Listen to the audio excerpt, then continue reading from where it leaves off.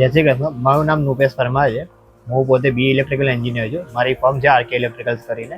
અમે પોતે cells and service ઇલેક્ટ્રિકલનું કામ કરીએ છીએ, જેમાં રેસિડેન્શિયલ, કોમર્શિયલ બધી સ્કીમોનું. એના સિવાય અમે એમએનસી કંપની અને પ્રાઇવેટ લિમિટેડ કંપનીમાં મટીરિયલ સપ્લાયનું એનું બી કામકાજ છે.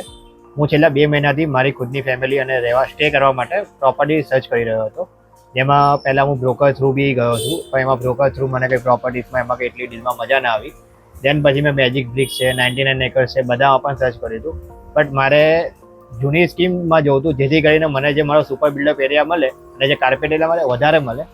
સો બટ મેજિક બ્રિક્સ ને બધામાં કેવું હતું કે ભાઈ નવી પ્રોપર્ટી મને વધારે બધી બતાવી રહ્યા હતા. દેન મને છેલ્લે ક્લિયર ડીલ્સમાં મળ્યું.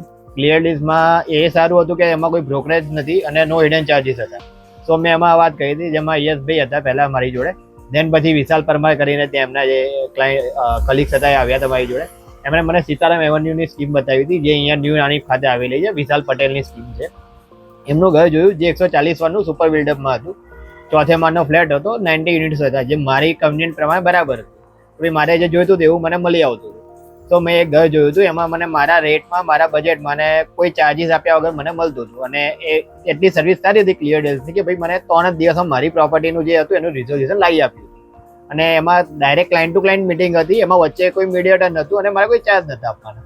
તો મને ક્લિયર ડીલ્સ થ્રુ આ જે ઘર મળ્યું બહુ સારું મળ્યું, મારા બજેટમાં મળ્યું.